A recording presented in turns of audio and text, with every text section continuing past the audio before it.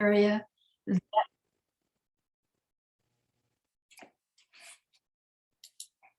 An area of a muscle where certain parts of it are misfiring.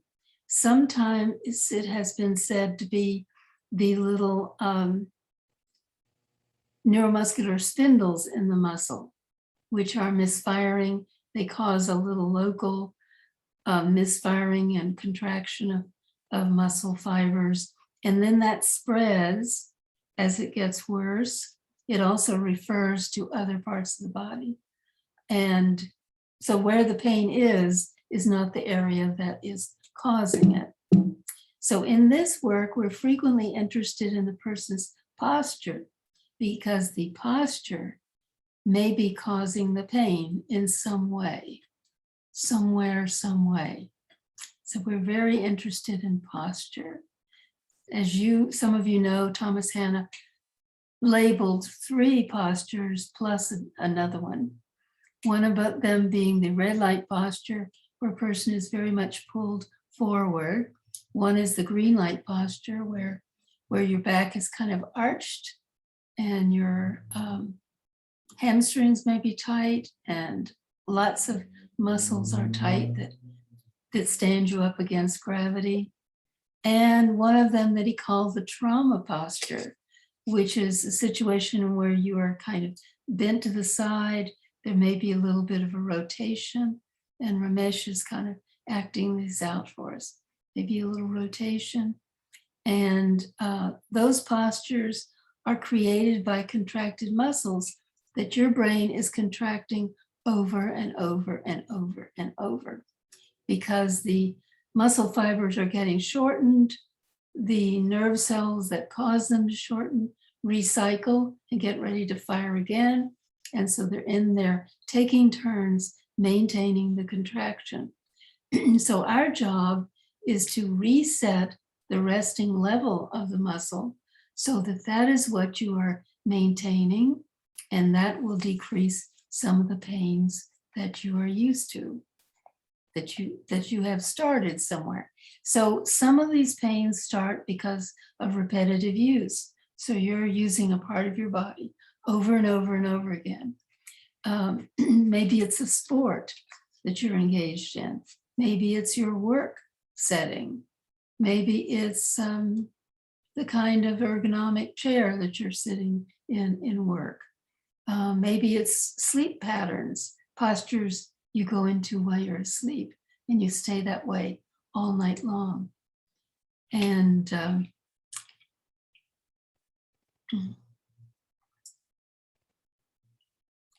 all of that can be changed. So in this work, we are changing levels of brain control from the part of your brain that is contracting the muscles to the part of your brain, the voluntary motor cortex, that is the only part of your motor system that can actually relax muscles.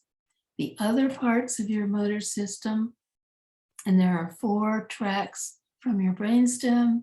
The cerebellum is part of your motor system, which is at the back of your brain, and other parts throughout the body that may become involved in chronic contracted muscles. So we are changing levels of brain control from the brainstem to the motor cortex so that it can change the contraction levels. And we do that over and over and over again. So some of you probably, how many, I can't see many of you. I would love to see you when we get around to it. If you would be willing to put your camera on so that I can actually see you. Ramesh, is that sound coming from you?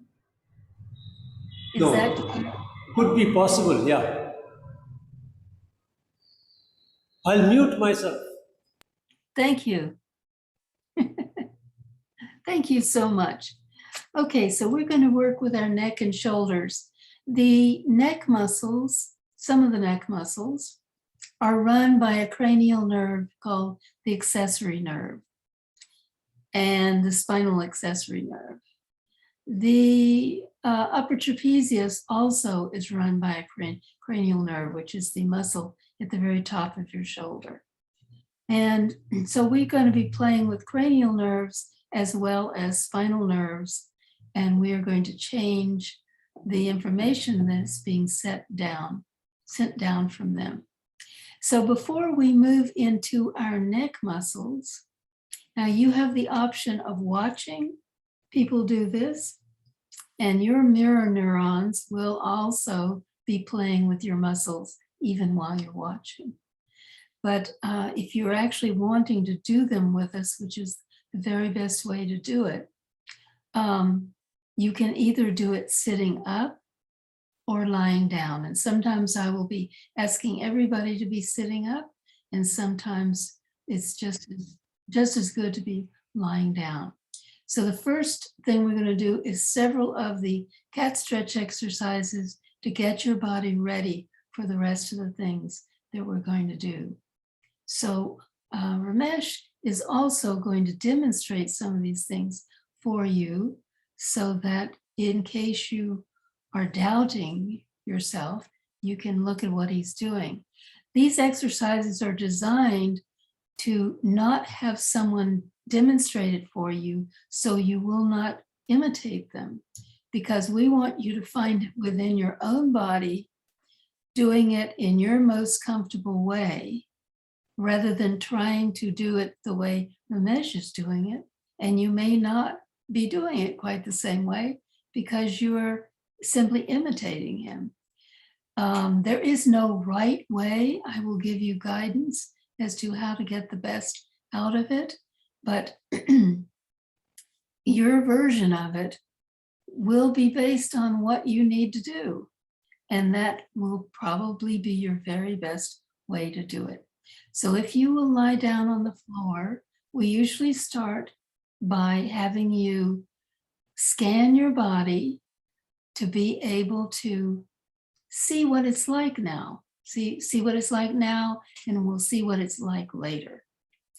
So do what I invite you to do as well as you can. If there's anything I'm asking you to do that you feel you shouldn't do, please, number one, don't do it. Number two, do the best you can. Number three, visualize it. Just see it in your mind's eye. So you're lying on the floor and you're sensing how your body is lying on the floor. How are your legs on the floor? How are your arms on the floor? How is your head lying on the floor? And we might start by, after you've sensed yourself lying on the floor, roll your head back and forth a little bit and notice how your head is moving. Is it stopping somewhere? Is it not moving much at all? Is it moving a lot? So you're going to sense the freedom of your neck right now. And we will sense some of that later. Also, reach up and feel your shoulders. Palpate your shoulders with your hand. And when we're talking about palpating, we're talking about use the last inch of your fingers, the pad here, to kind of gently press your shoulder to see what it feels like. Now, is it firm? Is it painful? Is it uncomfortable? Is it firm right next to your neck? What is it feeling like? So we'll be getting around to those later. Everything we do will contribute to them. Okay, someone is saying it's firm and painful. That is very good news because we're going to change that, and you'll be witness to it. And I'm sure more of you are feeling the same thing, because that's one of the first places we put stress is in our neck and shoulders. So, and how are your legs lying there? How are your legs lying there? So we're going to do the first three of the cat stretch series. Please bend your knees, putting your feet on the floor, and we'll do cat stretch number 1. These are things you can study in classes with Ramesh, or you may have been studying. So inhale and arch your back, pick your back up off the floor, let your back come back down to the floor, and repeat that about 5 times slowly. Pick your back up off the floor. If you want to make Ramesh larger, you can click on the little blue square in the upper right-hand corner. It has 3 dots in it. And if you click on it, it will say pin or replace pin. If you click on pin, you can make Ramesh the biggest thing on your screen, and you can see him arching his back. His pelvis is tilting forward a little bit as he arches his back, and then his pelvis goes toward the floor. And he's doing this 5 times slowly.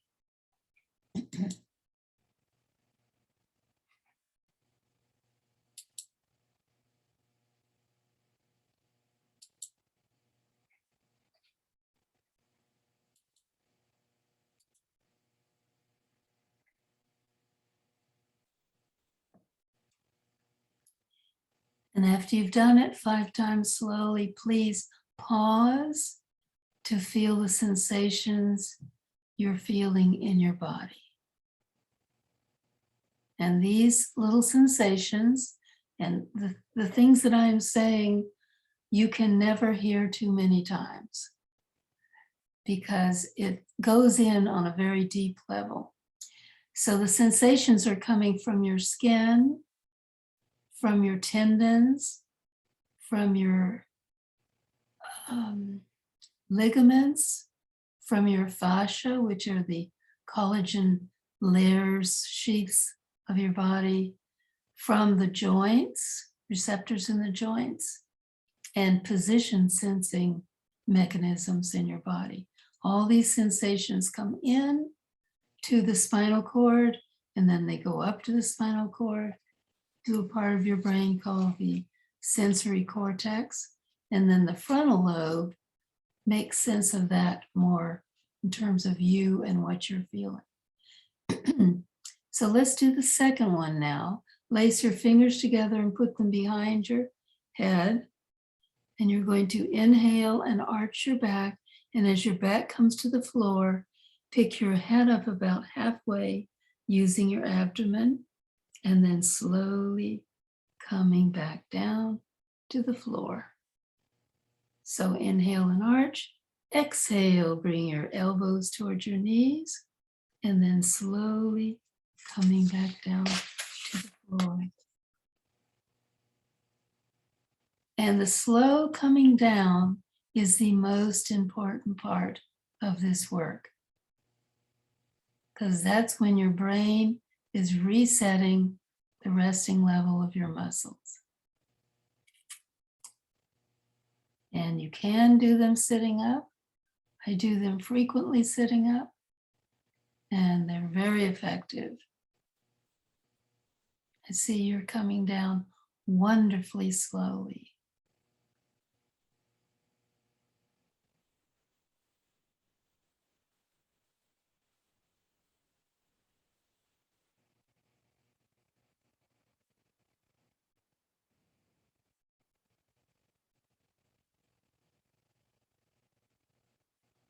And it's wonderful to do this together.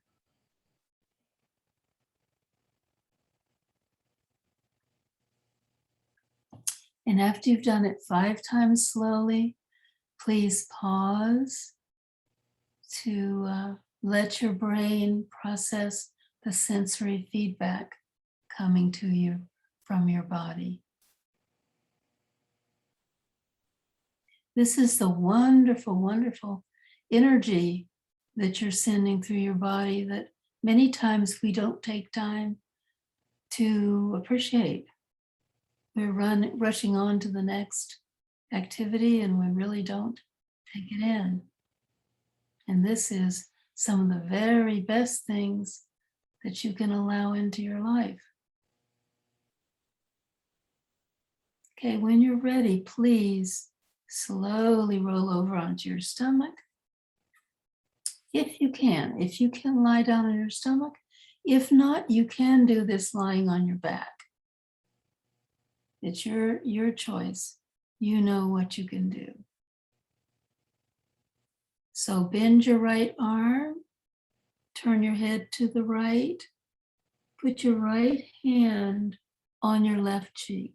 If you're sitting up, you can just bend your arm, put your left cheek on your right hand, and you're ready to go.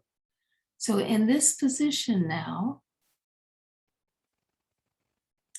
let's have you pick just your head up toward the ceiling. So you're just going to pick your head up and slowly coming back down.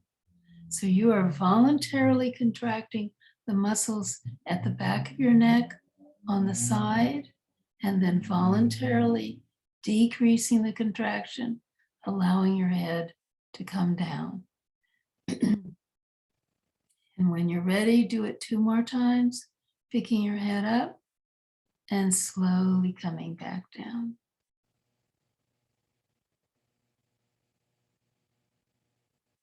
And if possible, you can feel what it feels like to lift your head and slowly let it come back down. Because you can feel it happening.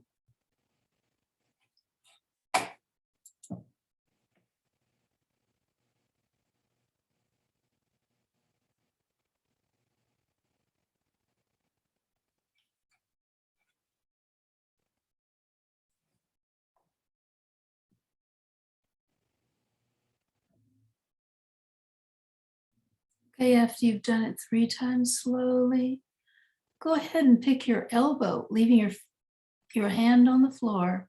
Pick your elbow up toward the ceiling and slowly let it come back down. Great, just your elbows lifting up. Your head's not going to lift right now. It's just going to lie there on your hand and your elbow goes up and slowly coming down. Now this is very good for the back of your right shoulder.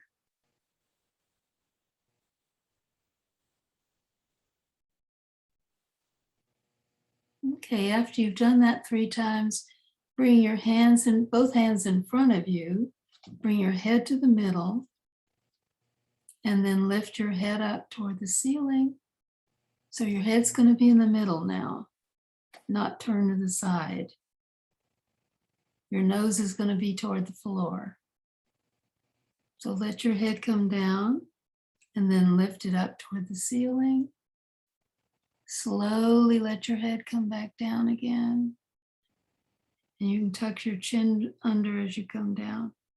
Repeat that 3 times. You're voluntarily contracting the muscles at the back of your neck and then voluntarily decontracting them, letting your head come back down.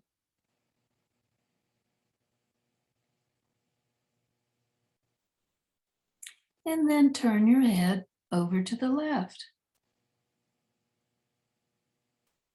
And you can put your right arm down by your side if you want to, now that you've turned to the left.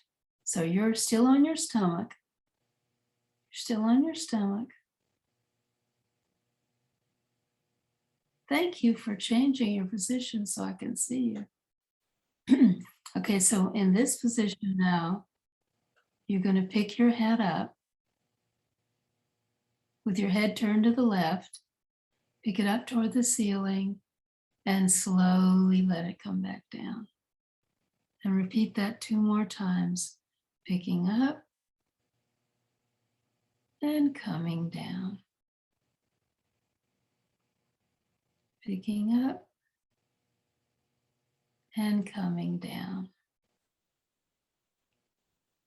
And turn your head back over to the right.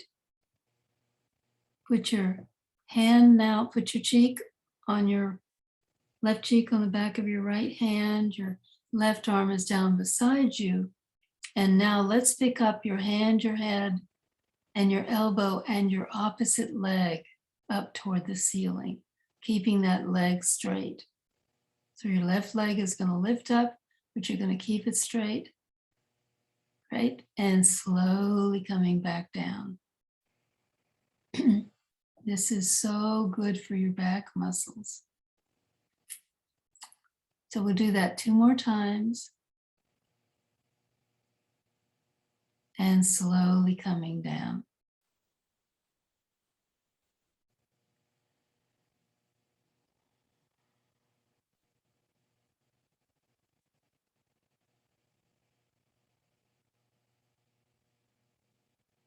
So the slow coming down is your brain resetting the muscles of your back, setting them again to a new level. Great. So pick your left shoulder up so you can turn your head to the left. You're still lying on your stomach. And your head is now turned to the left. And your right cheek is on the back of your left hand.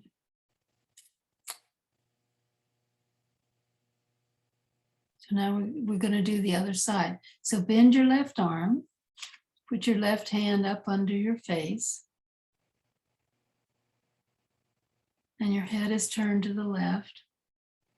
And you're going to lift your hand, your head, and your elbow, and your opposite leg up off the floor, and slowly coming back down. So you're going to be lifting your right leg up, your head is turned to the left, your left arm is bent, so your face can look towards your left elbow. If you can do that.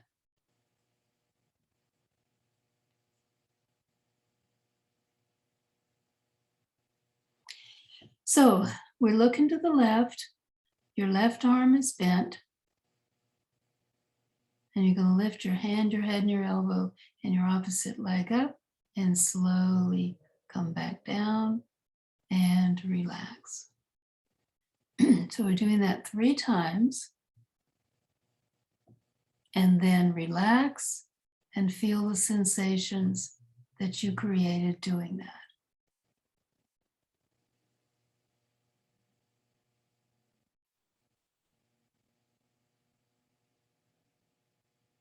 Okay, slowly roll over onto your back now.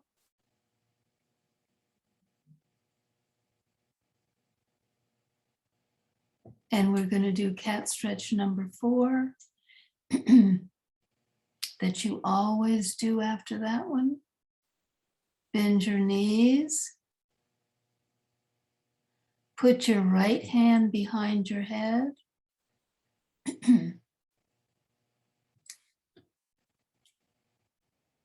Your left hand is going to take your left knee as you pick it up. And you're going to bring your elbow towards your left knee.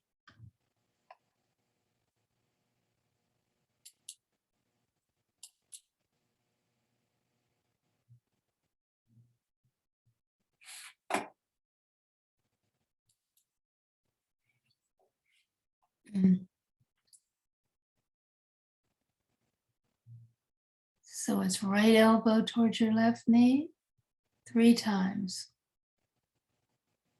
And don't try to touch your elbow with your knee. You're just going to go toward it.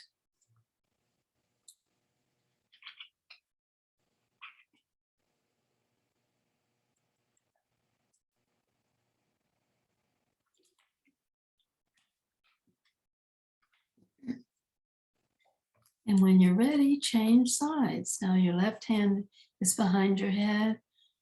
Your right hand is going to take your right knee.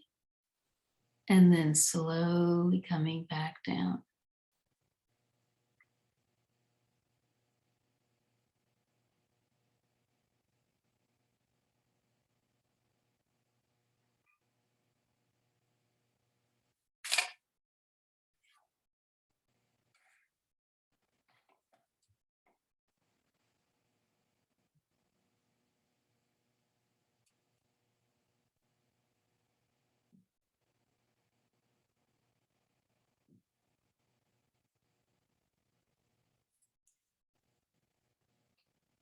So now that we have prepared your body, and you can pause for a few seconds to feel the sensations from all over your body.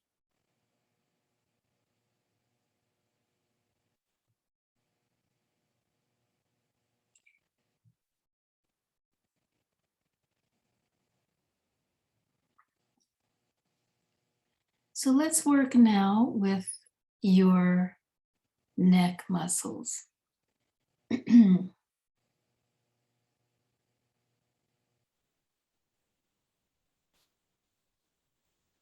So roll over on your side and sit up slowly.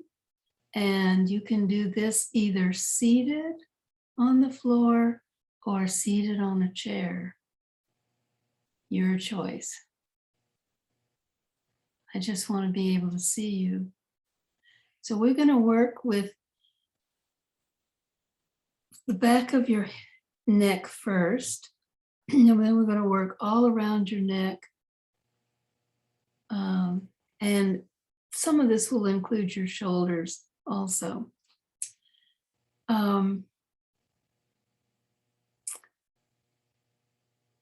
So what we're doing here is we are doing something called pandiculation. You may have heard the term before, but pandiculation is something that all animals do. And you've seen them do it. You've seen cats do it. You've seen dogs do it. In fact, downward facing dog from yoga is an imitation of a pandiculation that dogs do. And cats do it, and horses do it too. They all do it. And that is contracting your back muscles and then slowly coming out of it. Sometimes they're using gravity as their load. We are going to use our hands to provide some of the load. So let's start with the muscles at the back of your neck. And you're going to put your hands behind your head. Now, anytime you need to rest your arms, because it sometimes gets a little tiring to do this. So anytime you need to relax your arms, please do it. So tilt your head back, put your hands behind your head. So you're going to tilt back and press your head into your hands a little bit, and then slowly come back up. So your hands are not pressing your head. Your head is pressing your hands. And that's always true in Hanna Somatics. So tilt your head back, push into your hands a little bit, and then slowly coming up. As you are pushing back, you are contracting the muscles at the back of your neck. So if you want to take one hand to feel the muscles in back as you tilt back, you can. So tilt back into one hand, reach around and feel the muscles, and then slowly come out of it. So we're going to do this 3 times. Tilt back, press into your hands, and then slowly coming forward. So you're just contracting and then decreasing the output to those muscles so they can lengthen and your head can come forward. And how about rest your arms? So were you able to feel your neck muscles shortening, contracting when you came back? Did you feel, yeah, Ramesh? Yeah, you did. Do you want to say something? Yeah, of course. When you keep the hand at the back of the shoulder, you can feel the contraction when you come up and down. Yeah, good. Very good. So now let's go turn your head a little bit to the right and tilt back into your hand.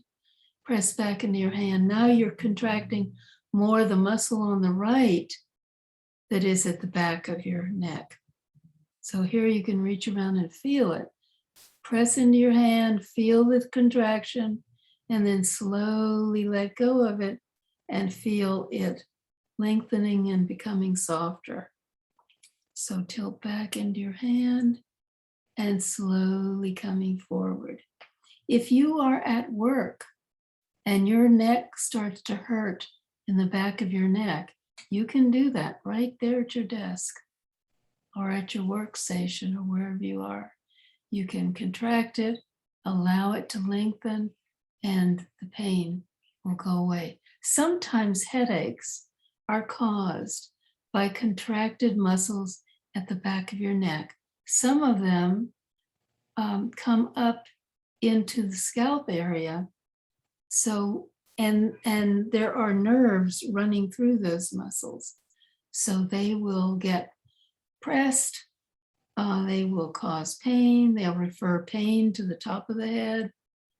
The top of your head is sort of like a cap, sort of a cap. And the muscles that attach to it can pull on it, creating headaches. So let's go to the other side. Turn your head a little to the left, tilt back, push into your hand, and then slowly coming back up. So tilt back and push, and coming forward. So remembering that your hand is not pushing your head. Your head does the pushing and it does the letting go. And then you have softer muscles at the back of your neck.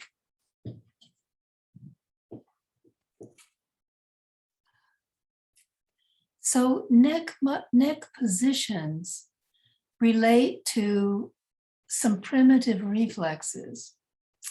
There is a reflex that when your head is coming down, your arms will flex a little bit and your legs will become straighter. When your head goes up, your arms in front get straighter and your legs bend a little bit. So just yeah. I have a question. Okay. Yeah, when I'm like keeping my hands at the back of my head, twisting to the right and raising my head up, it's paining a lot. Where? On the right scapula, around the right scapula muscles and right shoulder. Yeah, good. I'm saying good because you've run across a muscle of yours that's tight that we can release, and we'll do it in a little while. So that's probably your levator scapula muscle that comes from your cervical vertebrae, comes down, attaches to the upper angle of your shoulder blade. And it's probably tight. And we'll take care of it in a little while. Okay, so should I go for this practice or not? Yeah, but we need to free your levator scapula. If somebody else has a question, Maya.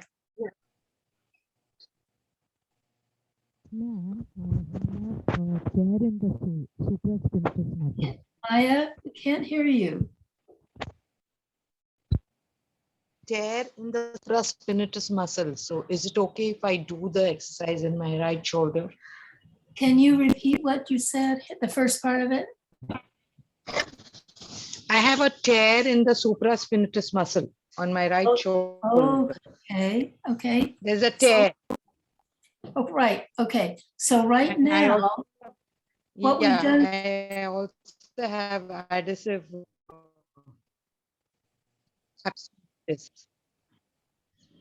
Okay, you're Yes. breaking up a little bit, but what we're doing here has nothing to do with your supraspinatus. Okay, so I It's can do probably- Yeah, it's probably not going to be a problem with your supraspinatus. Hopefully later we'll do something that will help your supraspinatus. Lakshmi. Yeah. So when we do this, do we just turn the neck and take it back, or we Yeah. twist the body? Just your neck. Just turn Only the neck. actually your head. Turn your Only head. the head. Okay. Just so that we can more particularly work with that muscle at the back of your neck on the side. Okay. And then Cannon, what did you want to ask? Or say? Yes, the whole part is like, I feel all of a sudden that it is just so very caught up that every exercise that I'm doing, it's actually paining bad, which I never knew till I started doing this. Okay. So the thing is, there's some other muscle areas that we need to work with now after we did what we did. And we'll undo some of your painting because you're running into other contracted muscles. We're just working with your neck muscles, but you're using your upper trapezius also. Yes, and also there is some pain onto the side of this when I'm turning and Yeah. I'm looking back. Okay, So so everything put together. everything is put together. And so in that case, don't go as far back, etc. Do it within your comfort zone. Okay. Okay. So since you're talking about that area, let's work with our upper trapezius, and then we'll work with let's see, I can't find her. The levator person whose levator scapula was bothering him. Where is she? I know she's here somewhere. Is it? It's not Lakshmi, is it? No. Anyway, we'll get to it. Let's do upper Yeah, trapezius. that was Chandani. She's come. She's put a video on. Okay, Shandi. Yes. And you're muted, Shandi. Sorry, I missed it. I think you wanted to convey something to me. Yeah, just that we'll get to the levator. We're going to do the upper trapezius right now, and then we'll do the levator scapula. Okay, so the upper trapezius is attached to the back of your head in the mastoid process area. It comes down, it attaches to your shoulder, it comes in front, attaching to your clavicle, about a third of your clavicle. And there are two muscles that hold your shoulders up. This is one of them. And you may have heard me say that many people hold their arms up using their shoulders. They contract their shoulder muscles and they hold their shoulder muscles up all the time. And that is hard work because arms are very heavy. And arms can rest on your rib cage. You don't have to hold them up all the time, but it is a stress response. So the way to work with your upper trapezius, we can work with both of them at the same time, which is helpful. And then we can work with each one of them separately. So right now, tilt your head back and lift both of your shoulders up and then slowly let them come back down. Now here we're using gravity as our practitioner. Tilt your head back, take your shoulders up and slowly coming down. And let them go as far down as they can go. Up, tilting back and slowly coming back down to what might be their new resting level. So don't go too far back, just enough, and slowly coming back down. Now let's work with one at a time. If you knew which of your shoulders was higher up, you could go for the higher up one first. So, but we're going to work with them thinking that our left shoulder is our higher shoulder. So turn your head to the right, not extremely to the right, but let's say, 45 degrees. Now lift your opposite shoulder up. So we're turning to the right, lift your left shoulder up, tilt your head back toward the left shoulder, and then slowly let your head come forward and your shoulder comes down. So do it again. Tilt your head back toward your opposite shoulder. Pick that opposite shoulder up and then slowly let your head come to neutral and your shoulder comes down. One more time, tilt back. If you want to feel with your other hand, your upper trapezius shortening and contracting, you can. Let your head come down and your shoulder comes down and let it rest. So let's turn to the other side. Turn your head to the left. Lift your right shoulder up, tilt your head back toward that right shoulder, and then let your head come forward to neutral and your shoulder comes down. And tilt back, let your shoulder go up, and your head comes forward and your shoulder goes down. So, and then you can palpate your shoulder and see what it feels like. We're talking about the upper trapezius here, which is the most superficial muscle you have in your shoulder. And then let it come back down. Let your shoulders rest wherever they will rest.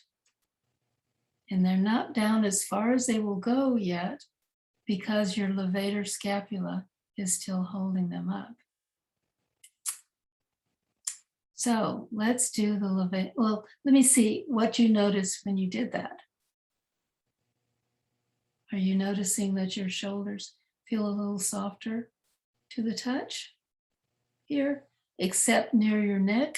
And that will be the levator scapula, but farther out, they feel a little softer.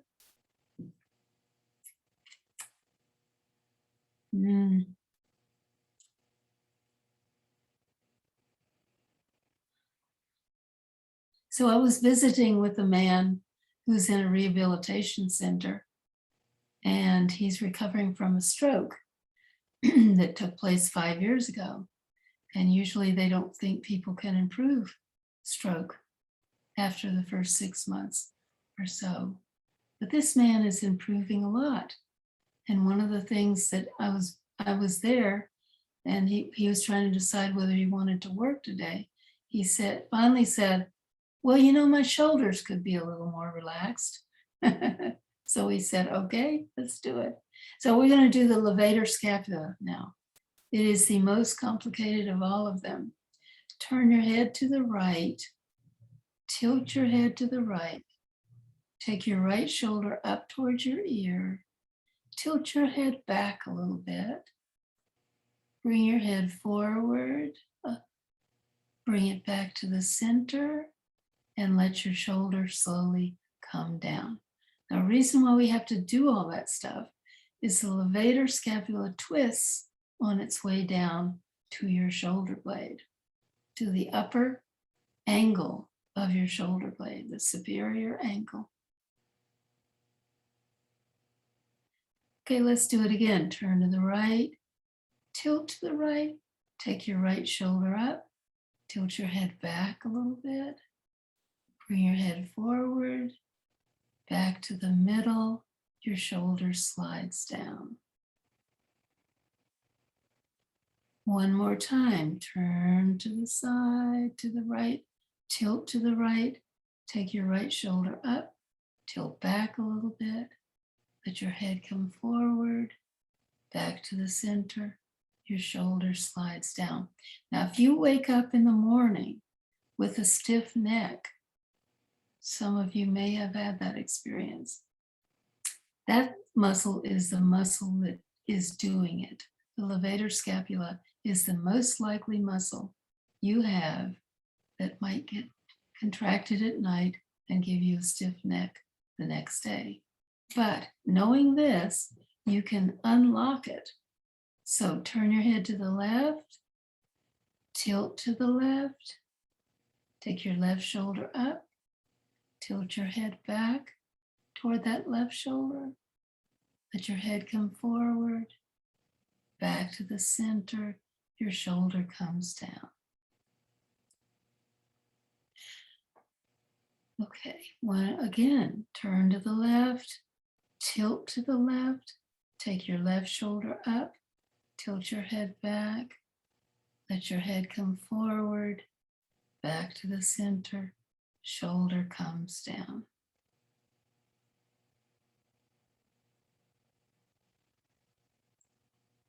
I'm getting catch in the neck. Are you getting a catch in the neck? Yeah. No, that's probably not a bad thing. On the way toward the catch letting go. So let's work with the muscles on the side of your neck. They are very important. They are called scalenes. There are three of them, one front, middle, and back. Between the front scalene and the middle scalene, the anterior scalene and the middle scalene, the nerves for your arms and your hands exit from your neck. And if those muscles are tight, they may press on the nerves coming through and refer pain down your hand, down your arm, down your hand. Because the nerves exit between those two muscles, they come under your collarbone or your clavicle, they come under the pectoralis minor, they go down your arm. One of them comes along the back of your arm, the other one comes to the front. The medial nerve comes down the anterior part of your arm. And that nerve can be compressed anywhere along the way, such as in the carpal tunnel or through the pronator teres, because it runs through the pronator teres. And so you want all of those muscles to be at a comfortable tonicity, otherwise they press on their nerves. So these scalenes attach to the first and second rib, and they help with labored breathing. They help lift your rib cage when you really need to breathe heavily. And so we don't want your scalenes sitting there super contracted. So one of the ways you can help them is with your own hand. You can put your hand up to the side of you. So palpate your scalenes, feel the muscles on the side of your neck. Let's do the right side first. So put your right hand up beside your head. So you can tilt into your hand and you can feel your scalenes tightening here. And then as you slowly come out of that, you can feel it's softening. So we're coming over, shortening it. Then we're coming out of that, allowing them to lengthen. Now, there are three of them. So you can move your head position to see which one will cause the one that's tight. If you have a tight scalene, you want to figure out which one it is, and you can move your head to see which movement will contract the scalene that you are interested in. And you want all of them at a comfortable tonicity. So what are you finding?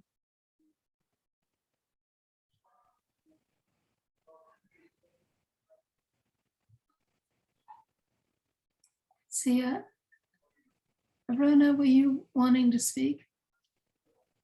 Rona? No? Anybody want to say anything about their scalenes? Canon, you want to say something about your scalenes? I'm not able to understand. There's a pain here, but I'm not able to understand. When I bend, I'm not able to understand. Canon, are you speaking or is that somebody else? This is Lakshmi here. Okay, Lakshmi. Yeah. What were you saying? I said I'm not able to understand. Even though there's a pain, I'm not able to understand which direction actually, Well, okay, as you palpate the side of your neck, one of them is probably going to be tighter than the other. Or they're all going to be tight. You're going to feel for the tightness. Yeah, the tightness is there, but when I bend, I'm not able to feel any pull or anything. Okay. I can just sense some tingling kind of a feeling. When you bend, which of those is tightening more?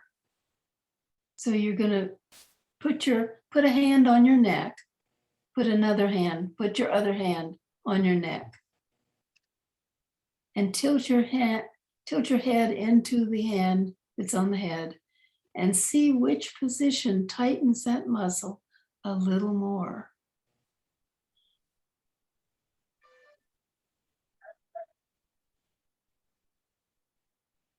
So one of the ways you can do this also is with a pillow. So if you're lying in bed and you've got a pillow, you can tilt your head over into the pillow and slowly let go. So you and as you do, you can put your other hand underneath to see whether the muscle you are interested in, that is the one that's contracted, perhaps painful, whether it contracts. And if it's not contracting, move your head so you can find the contracted muscle.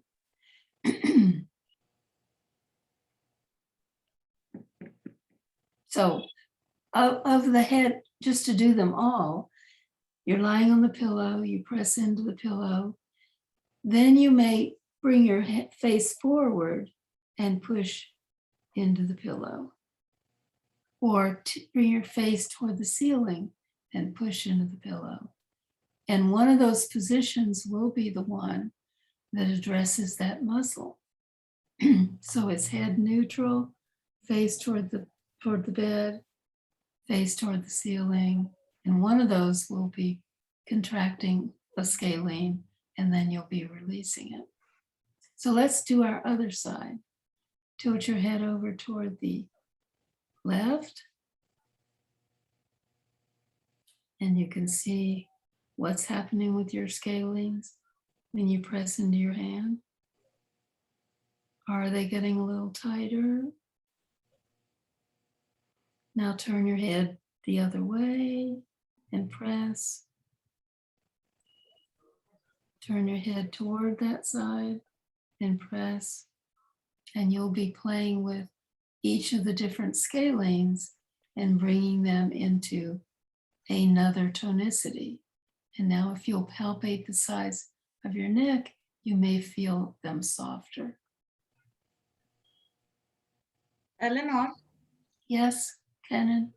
when I'm holding it onto this side, either of the sides, so I'm feeling some contraction here. But Good. then there is some pain which goes from the shoulder and up here on both the hands. Well, of course, because as you contract muscles, the brachial plexus, which is the nerves for your arms and your hand, are getting compressed by the contracted muscle. And of course, then it sends pain down your arm. Yeah, there is some wave or a line which goes in the arm, correct? Yes, that's where the nerves are traveling. Okay. Yeah. Okay. So you're exactly feeling what happens when our scalenes are tight and they are pressing on the nerves that are exiting. Here, Juanita. Yeah, so the ideal position, so every time I sleep, I get numbness in my fingers and I take 2 pillows. I've still not understood what's the right position to sleep. Okay. I know So 30 years I've been wearing the nursing cap and that's how I'm totally tight here. yeah. Okay. So the thing is, it's not just your neck that's causing the numbness. It's also your shoulder and probably your pectoralis minor. So your pectoralis minor is a muscle that comes from a little part of the shoulder blade that's coming toward the front. And it's called the coracoid process. And there are 3 muscles that attach to it. One of those is called the pectoralis minor. From that little bony part of your shoulder blade, it attaches to 3 ribs, this little muscle. And when you're sleeping on your shoulder, that muscle gets shortened. And as it is shortened, it is pressing on the nerves that are going down your arms. And so if that happens, if you wake up, contract it, slowly let it come back several times to get it to relax, and gradually you'll get the feel.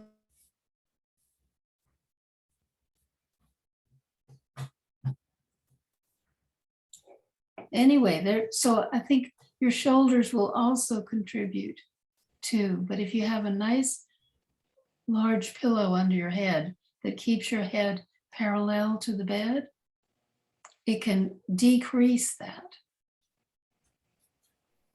tendency.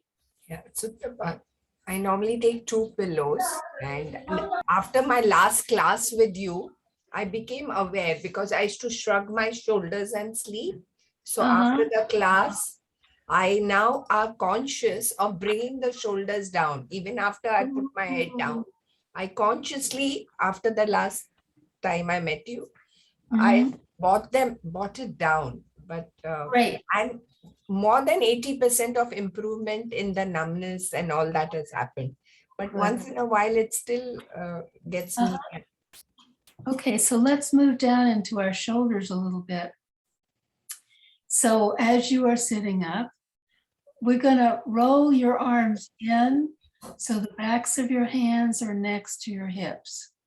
So Ramesh can do it for us. Backs of your hands are next to your hips. So that means your arms are rolled inward and your shoulders are coming forward. And then slowly come back to neutral. Roll in again. So we're using a number of muscles that do a medial rotation of your arms.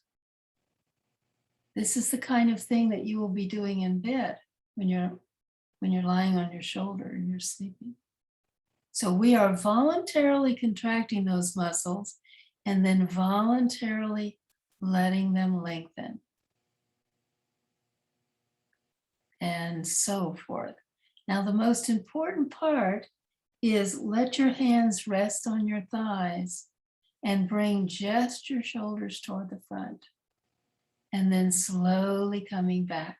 So here we're using the Pectoralis Minor muscle to bring your shoulder forward. And so you are shortening that muscle that is a bridge over the nerves going to your arms. And then you're slowly decreasing the contraction so those muscles get softer and they are not pressing on your blood vessels and nerves that are running under them. So I would suggest that you try that, Juanita. Sometimes you can do that before you go to bed. And then if you wake up, undo that. But I want to add to it, you can also pandiculate your shoulder. So you're going to take your hand, put it on a shoulder, press your shoulder into your hand, and then slowly let your shoulder come back where it belongs. So we are coming up into your hand with your shoulder and then slowly coming back. So we're adding a little load on that muscle. So it's pressing up and coming back. And then the muscle is softer. It's a little hard to palpate it because of your ribs. Let's do the other one. So you're going to bring your shoulder forward into your hand, press your shoulder into your hand, and then slowly coming back. Coming forward into your hand and slowly coming back. Coming forward and coming back. And then kind of feel what you're, yes, so at least Saruna is checking her head turnings. And so you can check yours out too. What do you notice about the muscles when you turn your head from one side to the other?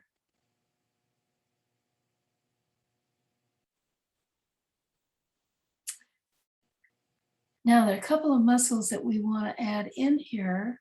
One of those, since let's see, forgotten who was telling us about our supraspinatus. Was telling us about our supraspinatus. There's a tear in it. Well, the supraspinatus is a very important muscle in the shoulders. It is. That was Maya. She's keeping her hand up. I'm sorry, what? The person who spoke about supraspinatus is Maya. She's kept her finger up. You can see her. There Blue she is. T-shirt. Yeah. Hi, Maya. Thank you.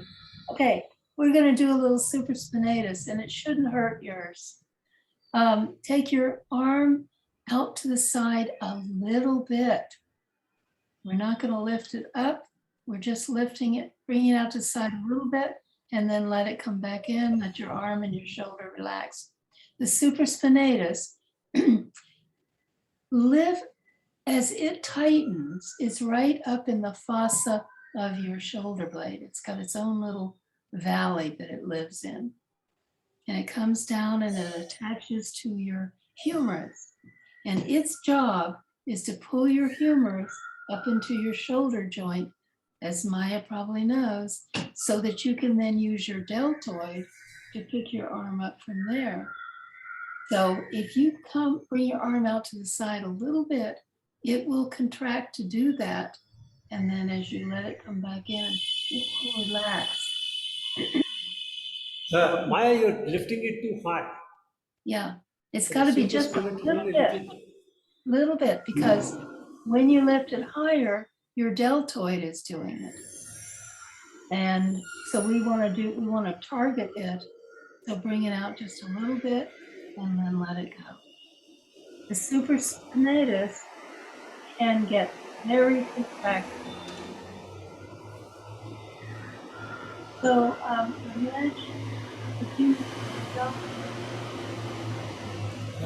I missed what you said. Can you repeat? Yeah. Would you mute yourself? Yeah.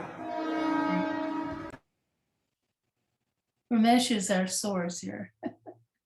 Much as we value what he has to say. Okay, so this is contracts your supraspinatus a little bit and then lets it go. And that's how you can reset it. It gets exquisitely tight when we're doing things like desk work or computer work or various things that we do. Supraspinatus can get really contracted and it can get really painful.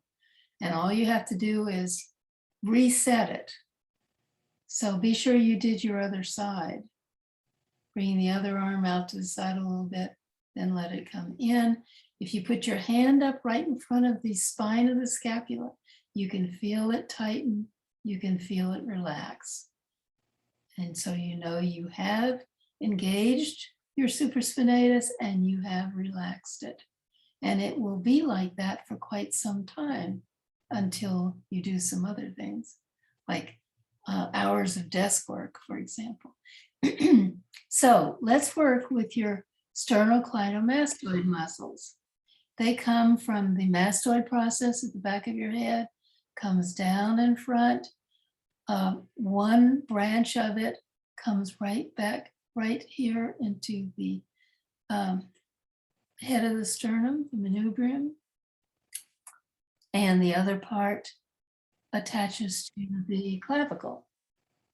And this is the muscle that turns your head to the side. The sternocleidomastoid on one side turns your head to the other side. And so you can feel your sternocleidomastoid muscles as they. Now, if your head is coming forward a lot, your sternocleidomastoids may be tight a lot of the time.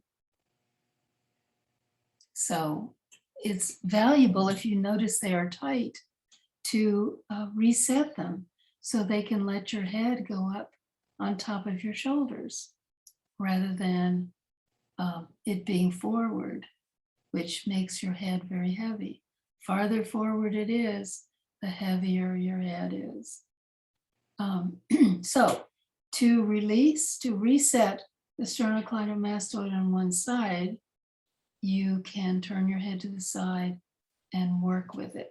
Let's do both of them together. Put your hand on your forehead, bring your head forward and press your forehead into your hand, and then slowly let your head come back up.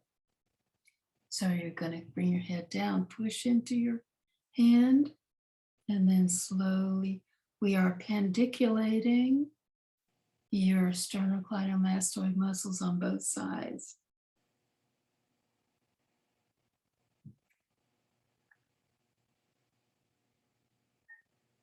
Okay, so now let's work with them. The branch that takes it to the other side. So turn your head to the left, put your hand on your right side of your head, press your head into your right hand, tightening this sternocleidomastoid muscle on the right, and then slowly coming out of it. So turn to the left, press into your hand, to your right hand, and then slowly coming out of it. Turn to the left, press into your hand, and then slowly coming out of it. And we need balance between the two of them. So you can palpate it, see if it's a little softer to the touch.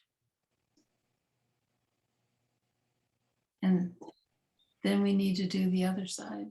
So, but before we do, Maya, what did you notice with your supraspinatus when you were doing the supraspinatus work? It's paining a bit. It's paining a bit? Yeah. Yeah. Okay, what would decrease the pain? What do you usually do when it is paining you? Right now I'm doing physiotherapy. Mm-hmm. It is just those pendulum exercises and lifting my hands, because it wasn't even moving about 10 degrees. So right now it is going right up to here. So first we are dealing with the adhesive capsulitis, and then they said later on we'll strengthen the supraspinatus. Oh, good. Okay. So if you pendulated it a little bit, would it help it Yeah. to be more comfortable? Yes, I am. Okay, good. Yeah. All righty. Let's do the other sternocleidomastoid. So turn your head to the right. I think Kanan had something to say. Okay. Yes. When I'm doing this, there is some opposite side, some nerve or muscle that has been stretched. Yes, absolutely. So let me tell you about that. When you contract a muscle, the opposite muscle is reciprocally inhibited, and it may lengthen or it may not. It may not be ready to lengthen, but it's going to be asked to lengthen. So there, the opposite muscle will be doing something in relationship. Something which is diagonal, right? Yeah. Yeah. Yeah. And so let's go to the other side. Turn your head to the right, tilt to the right into your right hand, press. Now, did we already do this one? Did we do this one? Let's go to the other one. No, I'm sorry. We need to put your hand up to the left side of your head, tilt into the left side, feel your sternocleidomastoid, and then slowly coming out of it. So your head is turned to the right, your left hand is up against your head, you're tilting into your hand, and then you're slowly coming out of it. So 3 times, we're going to push over toward that left hand and then coming. So your hand is up on the side, it's up on the side of your head, kind of toward your forehead, so you can press into your hand. So you want to press into your hand. So tilt your head into your hand.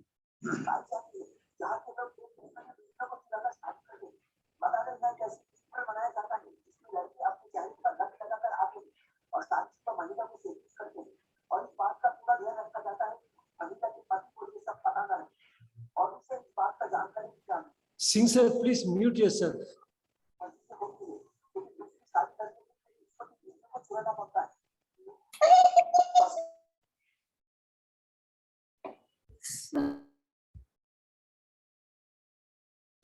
Eleanor, I think by mistake I muted you. You have to unmute yourself. Yeah, so Dr. Singh, did you wish to say something? You're muted if you're wishing to say something. Umesh, turn your mute off. No, I was just saying that by mistake I muted you instead of Mr. Singh, so unmute Okay. yourself, but you did it yourself. Yeah, I did it myself. Okay. So let's work a little bit. How is our timing? We have another 20 minutes to go before we open up for feedbacks and comments. Okay. So we have another, how much? 20 minutes. Another 20 minutes. Okay.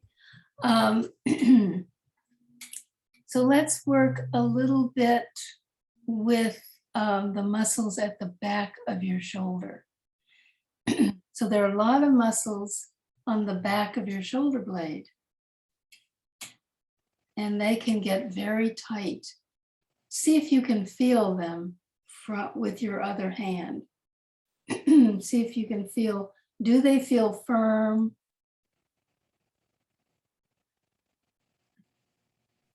Maybe one side is tighter than the other side.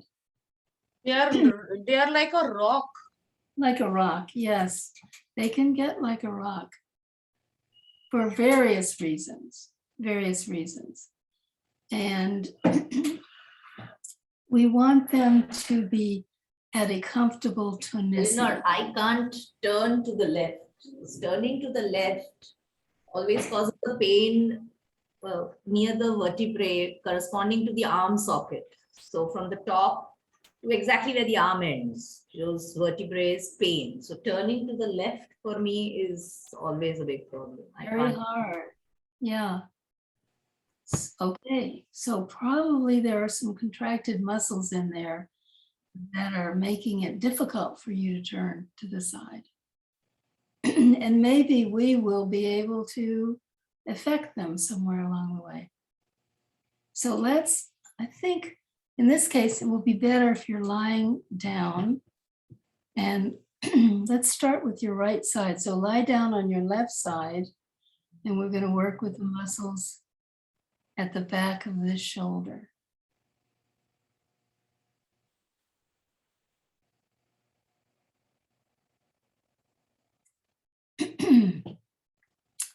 Okay, and you can bend your knees so that you can, you're balanced nicely.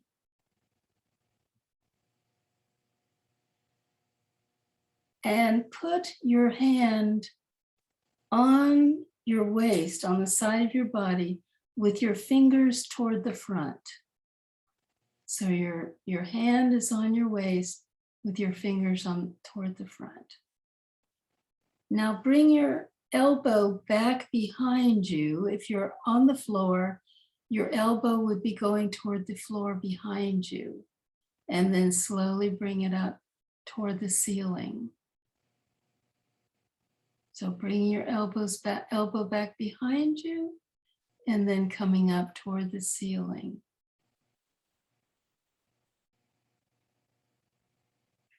So if you need a pillow under your head, that would be great. So your hand is on your left hand is on your waist, your elbow is bent, you bring your elbow back toward the floor, and then slowly toward the front.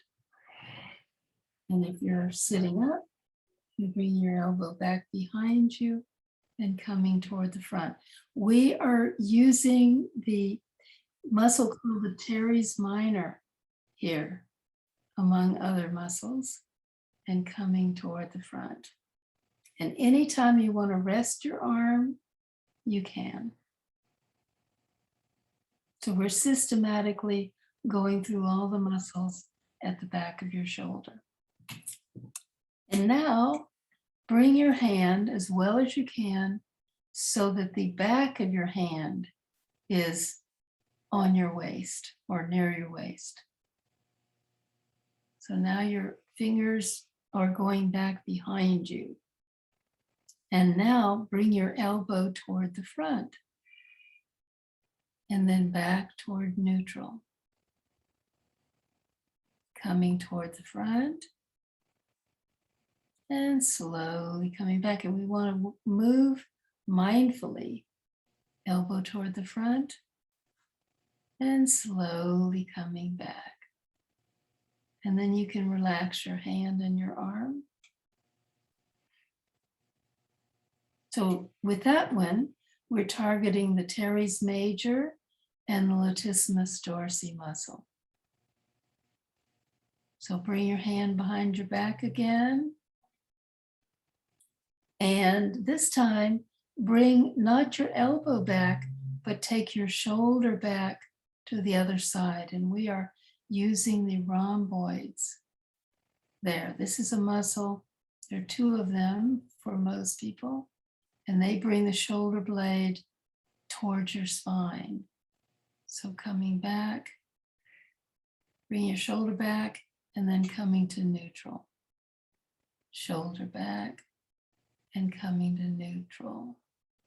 And then slowly let your hand come from behind your back, bringing it along the side of your body.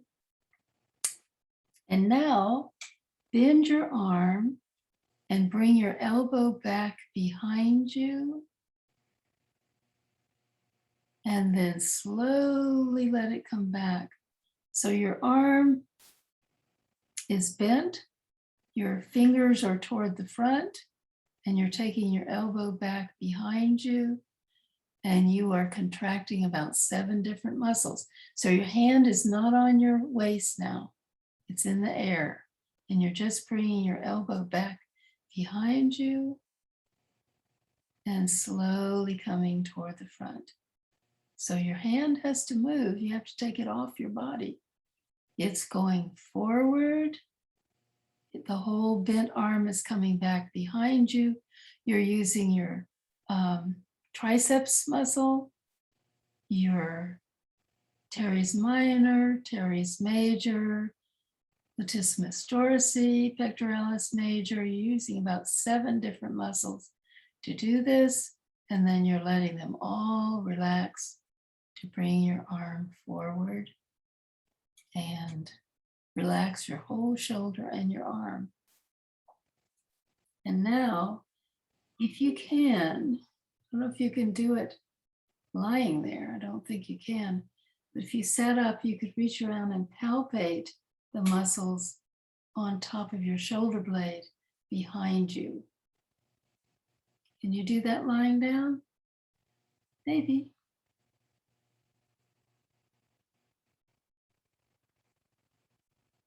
So one of the significant things about doing those movements is that there is a nerve that runs through the shoulder. It goes through a space provided by the teres major, the teres minor, and the triceps muscle. And when all those muscles are tight, they press on the nerve and it brings pain up into your shoulder, etc. And so you want those muscles not to be chronically contracted, because that pain is very painful and it can interfere with using your arm and so forth. Okay, let's go over toward the other side. Any questions or comments about that one?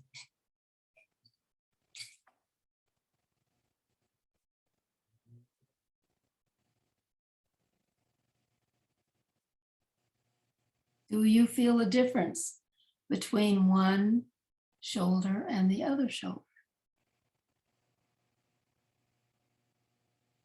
Let's see. Runa, do you feel a difference? Yeah, it is actually, it was tighter.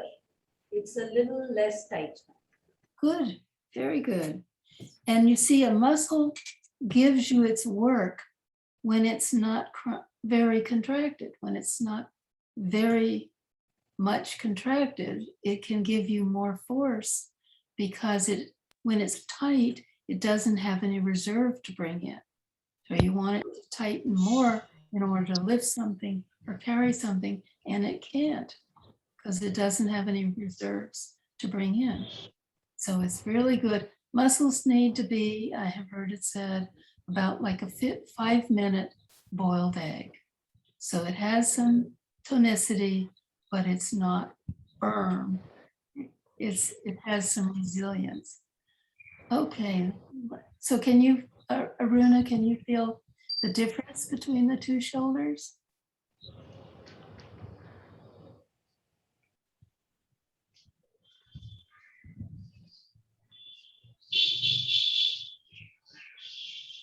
There is still a pain when I turn, but it is less. The muscles are a little loose now. I think I need to do this exercise a bit more.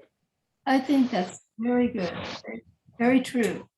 Because when we're first working with an area, it's like layers of an onion. You take care of one layer of the onion, and then there's another layer that you also need to work with, and so forth. Okay, let's work with the other side.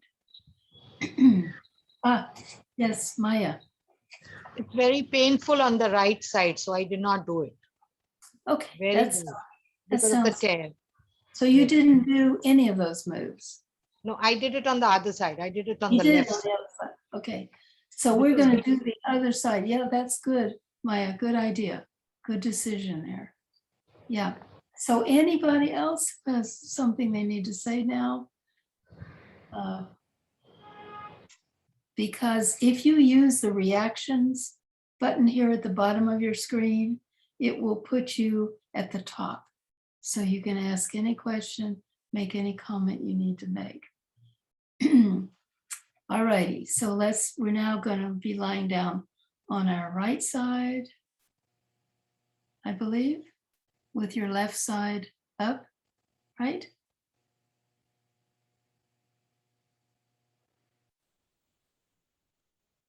Yeah, okay, so now, yes, thank you, Canon.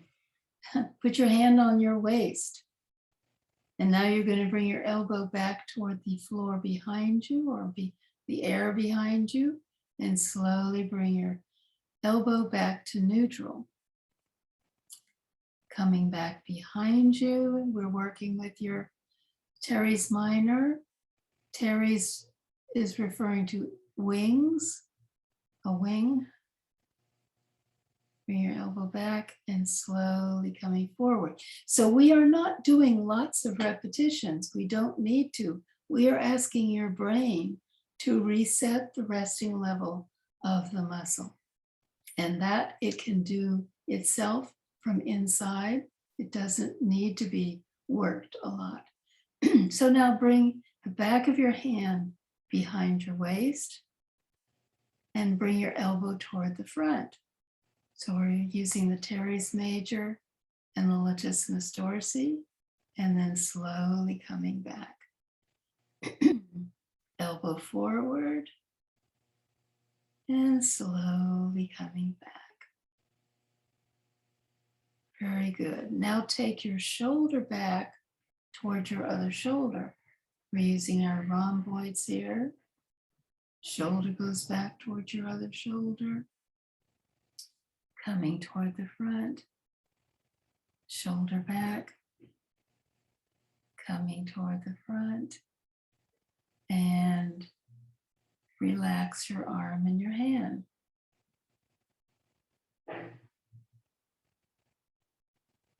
And now bend your elbow, bring your elbow beside you with your fingers, your hand and your finger coming toward the front. And your hand is not resting on your body, it's in the air. Bring it away from your body. It's going to point to the front. It's like you're getting ready to shake somebody's hand. Of course, we're not shaking with our left hands. In fact, we're not shaking with any hands these days. Okay, so now bring your elbow back behind you and coming toward the front. So one of the many muscles, one of the 7 muscles that do this move is your pectoralis major, and it's coming from the front. It's pulling your humerus forward from the front, along with 6 of its buddies, letting your elbow come back behind you. And this is 7 of those muscles we've been working with, and then letting them go.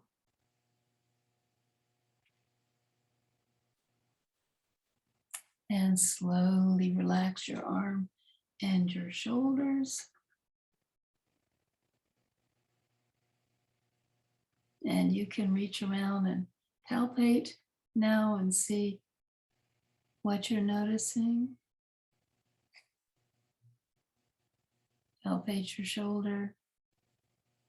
See if it's now softer. Needs to be a little resilient to the touch.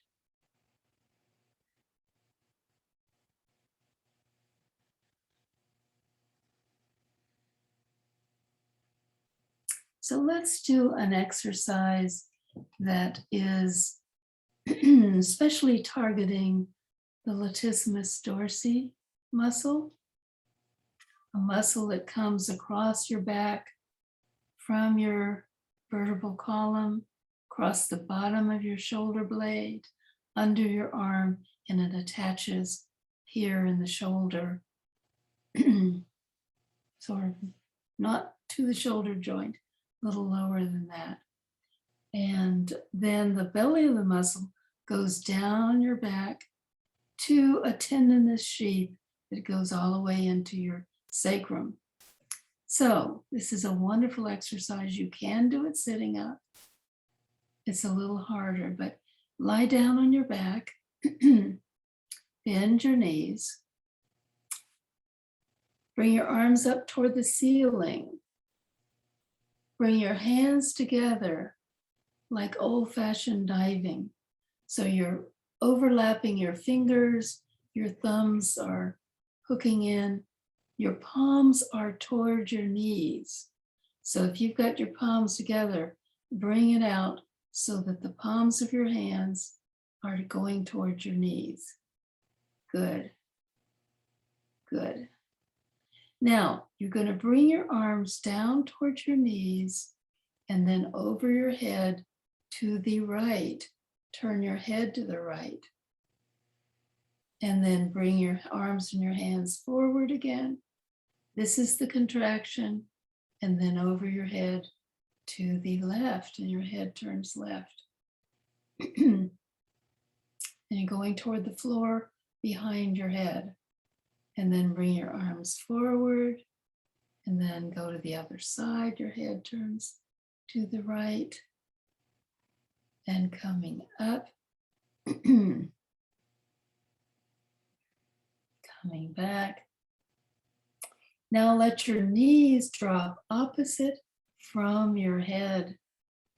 So your head's turned to the right, your knees are going to go left as far as you can go easily. Your arms are going to the right, your arms are going to the left, your head's going to the left, your knees are going to the right. So as you come towards your knees, that's the contraction. When you go over your head, that's the lengthening of the latissimus dorsi muscle. And then coming up, coming over to the other side. Do it about 3 times to each side. And when don't do it too fast. And then relax your arms. So your legs are going to go opposite from your arms. And remember, your palms of your hands are going towards your knees. It's not your hands, you're not in prayer pose. Your hands are overlapping each other and coming down forward. Now, as you do this, you will get more and more flexible. And your arms will, when that muscle is relaxed, your arms can go to the floor over your head. But when that muscle is tight, it restricts you. And so your head's going to go in the same direction. And wonderful. Really nice there. So your arms go over your head, not to the side. Good. So when that muscle is relaxed, your arms go right over your head to the floor behind you. And that muscle is relaxed. And that muscle, when it's tight, it is like you have been, a rope is around you. You've been lassoed. Because it's coming from the back, it's coming around to the front. It's holding your arms down. If you need to lift your arms up, you can't very well. Yes, Lakshmi. I'm having a constant nagging pain in this area. Okay, so do your upper trapezius exercise. So turn your head. And also it is in the, just below the nape of the neck, the joint, Yeah, that area to the nape of the neck. And yeah, then it goes across in the back. right, that's your upper So, trapezius. yeah, So so take the your- whole take your- together is like, It's it's tight. like that. I can It's- feel that. Right, so let's undo it. Tighten it and slowly let it go.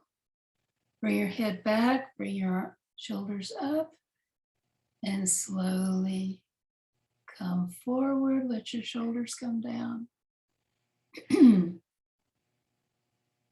Up. Let your shoulders come down. So about 3 times will get you to reset the resting level and relax. And be gentle with it. When you're contracting, don't contract forcefully. Just contract enough to do it. Just enough to pick your shoulders up and slowly let them come back down.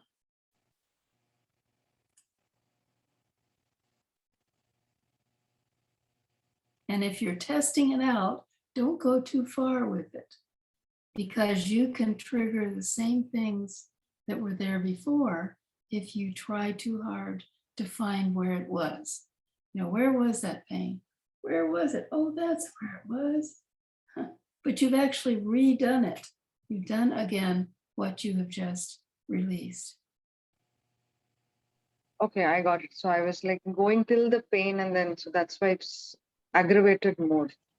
Good, good. Great discovery. Yay. That's wonderful. Yes, go right under where the pain is. Yeah. I'll do that. And you I'll Eleanor, keep this in mind. keep that in mind. when we started, I was not able to turn my head to the left. Now it's much better. Oh, that's great. Yay. See, and you did that in a very short time. Eleanor, I will also have to leave the session now. I have another Zoom meeting at 10. I will see you tomorrow. See you tomorrow. Thank you so much. Thank you so much. Glad you were here. Bye. Now somebody, Kanan Is it wanted, this and then one? Nishant, and then one more message is there. okay, Yes. The last set of exercises wherein we are holding the hands and pushing it up, I got a little confused because Ramesh sir was doing it onto the straight and then going to the side. yeah, we have to go straight up and Straight not do up. that. And Hold on, your hands need to be like this rather than this, okay, but overlap your fingers, bring okay, your thumbs together, and the hands go towards your knees and over your head. over Now the you- head diagonally, is it? No, well, yeah, it's a little bit to the right, Okay, but it's not out here, it's right here. It's right where your head is. okay, okay, okay, okay. Thank Okay, you. and is it Neshant? Neshant? Yes. Hello. Thank you for Hello. the session. I have 2 questions. Am I audible? Yes. Yes. So one question is, for example, if you have a pain towards the right and you're trying to avoid it, so we tend to do only exercises for the left side, for example. Yeah. So is it recommended that way? Because if you strengthen the left further, the right might get weaker because you will tend to use the left more. It's a very basic question. That is true. So in this work, if there is an issue, let's say I'm having trouble with my right arm. So I'm going to, and it is because, let's say my bicep is very contracted. My tricep, the bottom of my arm, is not working very well. What they sometimes want you to do is strengthen the tricep. You know, do some weight lifting with the tricep. In this work, what we would do is relax the bicep first, and then you can strengthen both of them. But if you just strengthen the tricep, then you have co-contractions. And it's, it's not as good as resetting the one that's too contracted, and then you can work both of them. Okay, I'll elaborate a little more. In the sense, if my right shoulder, upper back, for example, is a little painful, so I tend to do, fall back on my left shoulder or back. Mhm. So usually the weight, we tend to go towards the stronger side usually. Right, So right. and I know. so does that make sense? Because if we tend to always use the stronger side, the painful or the other one gets weaker. So how does one balance both them? Right. And so balance is very important. But if there's some chronic contracted muscles in what seems to be the weak side, those need to be reset.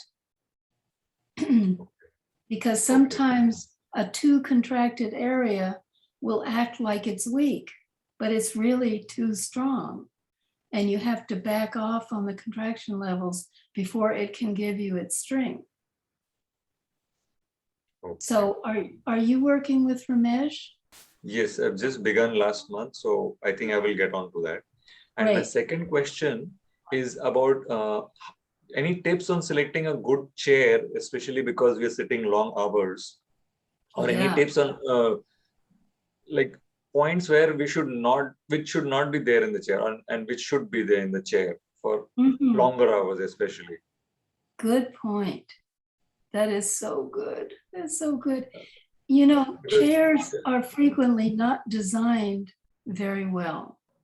They're designed somebody's idea of what would be good for people. And sometimes chairs are designed so that the knees are higher than the hip flexors. So your knees are up. The knees should be down a little bit rather than up. And a back support is really not great because it may support you, but then it keeps your back in a shortened position all day because it's shortening your back muscles as it is supporting them. This is my back muscles, now I have a back support. My back is more comfortable, but it's being held in a shortened position all day. So a nice straight back is very good, and a good flat seat that you're sitting in, cushioned to a certain degree, but you also need to be sure you get up and move around every 20 minutes or so. Some people are using standing desks now. The problem with a standing desk is you don't want to stand too long either. So you want to have variety in your position. There probably are some other things to consider, but comfort is very important. So if you sit in it and you realize you're not comfortable, even if they tell you it's an ergonomically designed chair, then you need another chair. What you're saying is a good back. Michelle, just if you don't mind, let her answer those two questions. Sure. Okay, and there's one from Sano? Before that, there is one from Anjana which says, I have a problem with my mic, hence messaging. I have frozen shoulder in my left shoulder, so I have a lot of restrictions on the movement. Is there anything I can do specially to ease the movements? Well, That one is of by the things, Anjana. yeah, Angela, one of the culprits for frozen shoulder is the subscapularis, which is underneath the shoulder blade. Scapula being the shoulder blade. So rotating your arm in and slowly letting it go is very important. Now you may not be able to move it very much because it's frozen, but you will move it a little bit. The thing about frozen shoulder is all the muscles are contracted to help protect you from hurting yourself because it hurts. So they all want to do different things. They all have different responsibilities, and each one of them is wanting to do its thing. So when you're helping it, you do tiny changes, tiny movements, and gradually you can expand what is possible. But the medial rotation of your arm is very important. And so, Sonal. Yeah, please. You're muted. Yes, I won't be able to talk. There's a noise happening behind me, so that's why I put up. I've written in the comment section. Oh, so you're already up there? Yeah, yes, it's somewhere on my left arm where the IV it was put somewhere right here. So even a light touch to this, I can go. I mean, it can happen anywhere. Even my light touch, I can go blank. I can just fall flat. Really? Yeah, it's very, very severe. So I have to be extremely careful. If anybody even touches my arm, I have to be extremely careful because I'll just go, I'll black out. You black out. Oh my goodness. Yes. So, and it happened because the IV, which was injected when I was 7, 8, 9, or 10 years old, I had to inject IV, and that IV came out. And by the time my hand healed, I realized that that particular portion where the IV was injected, that nerve was damaged. And today I'm 50 years old. So I've been living with it for almost 40, 42 years. Almost half a century. Yeah. Yeah. My goodness. Well, I wish that we could spend more time together so we could think about. Yeah, I would love to. I would love to. Yeah. Okay. So now you be in touch with me. Sure. I will arrange. I will. I will arrange a Zoom session for Eleanor to take a separate session for you. I'll explain how it works, and then we'll take it forward. Sure. Sure. I'll get in touch with you, Mr. Ramesh. Yeah. Thank you. Yeah. So we'll slowly start bringing. Thank you, Eleanor. So we'll bring today's session slowly to a close. In preparation for the closure, just sit down with your spine erect, be in a comfortable position.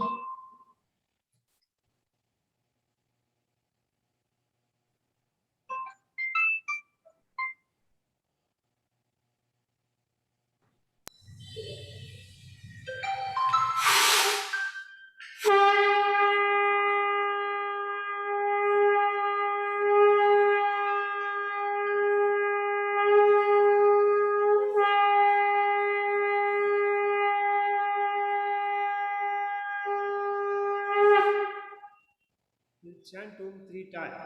All together, take a deep breath for Om.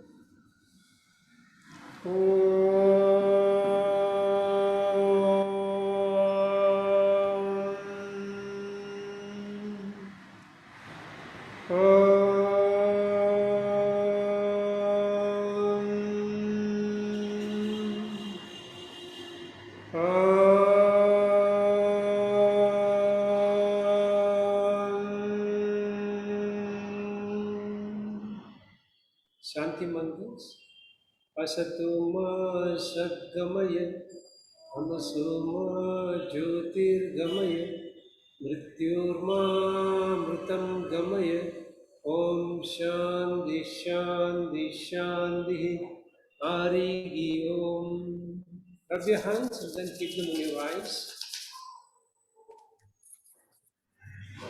And we formally bring the session to a close for today. See you all tomorrow. Eleanor, we had somebody from Singapore, somebody from Vietnam, and we had Lakshmi and Ramani from Dubai. But I think Singapore and Vietnam being 2.5 hours ahead of us, they have to leave. Hopefully they'll be there the full time. We have Arun Radke with us, who is the first volunteer for tomorrow. So see you all tomorrow at the same time. Bye. Thank you. Thank you. Yeah. Thank you, Eleanor. Thank you, Ramesh sir. Bye. Thank you very Bye. much. Thank you so everybody. much. Bye. Thank you. Thank you all.